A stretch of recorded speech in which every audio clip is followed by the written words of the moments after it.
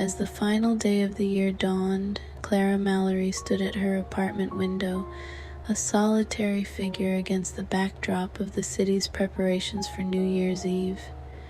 Her small apartment was modest but cozy, with a single chair positioned just by the window where she could watch the world outside. Tonight that chair would be her refuge, the place where she would spend another New Year's Eve alone. Clara's life had unfolded in predictable patterns. At 38, she was well acquainted with solitude. Her friends had gradually drifted away over the years, consumed by their own lives and families. Her family, scattered across the country, had long ago lost touch with her routine, their calls becoming fewer and more infrequent. Clara's job as an archivist was satisfying in its own quiet way, but it didn't fill the void that grew larger with each passing year. As the sun set, the city outside came alive with a palpable sense of excitement. Streets were adorned with twinkling lights, and the air was filled with the buzz of people preparing for celebrations. Clara could see couples walking hand in hand, families gathering around festive tables, and friends laughing and sharing stories. The contrast between the vibrant scene outside and the stillness of her apartment was stark. The evening's festivities were a cacophony of sounds she could only hear but never fully experience. The muffled sounds of cheering, the distant clinking of glasses, and the occasional burst of laughter reached her ears, blending into a melancholic symphony of celebration that she was not part of. Clara tried to immerse herself in the fleeting joy of others, but the warmth she saw outside only deepened her own sense of isolation. At 11:45 p.m., Clara took out a small, dusty bottle of champagne she had kept for occasions like this.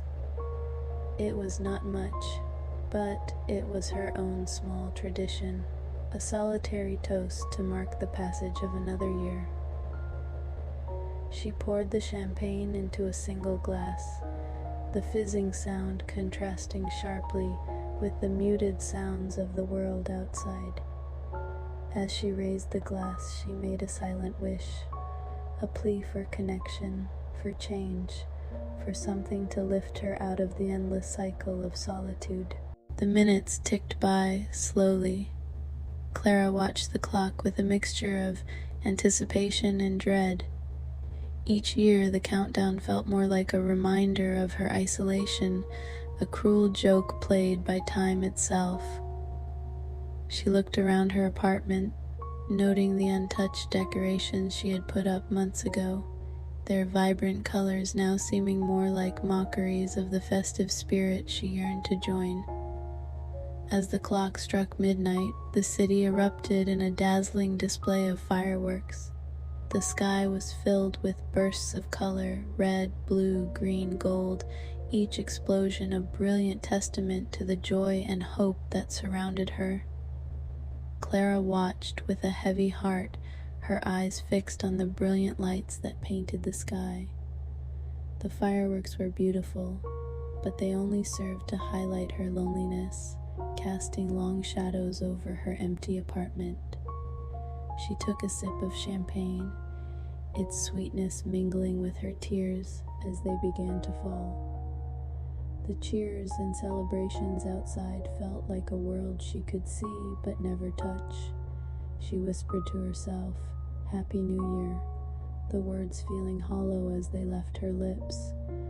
The loneliness that had accompanied her through the past years seemed even more pronounced in the face of such outward joy.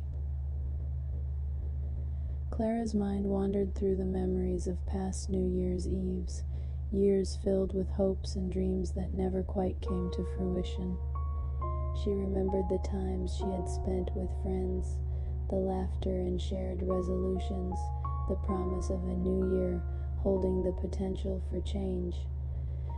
But as the years passed, those moments became fewer, replaced by the comforting monotony of her own company. With each firework that lit up the night sky, Clara found herself reflecting on the passage of time. She thought about the dreams she had abandoned, the relationships that had faded, and the aspirations that had slipped through her fingers. The new year, once a symbol of renewal and hope, had become a poignant reminder of what she had lost and what she had yet to find. As the final embers of the fireworks faded, Clara looked out at the city's skyline, now serene and quiet again. The world was still celebrating, but for her, the night was marked by a profound sense of melancholy. She finished her champagne, feeling the slight buzz of alcohol and the heavy weight of her solitude. With a sigh, Clara turned away from the window, her gaze settling on the untouched resolutions she had written for herself.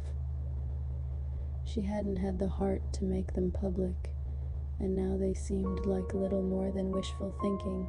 Yet, as she looked at them, she felt a glimmer of hope, a faint, stubborn belief that maybe, just maybe, the coming year would bring some change.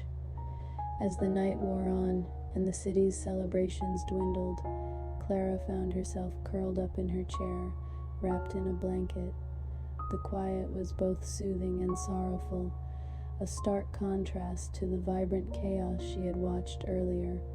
She closed her eyes and whispered a final wish into the stillness, hoping for a year that would bring new beginnings, connections, and perhaps a reprieve from the solitude that had come to define her.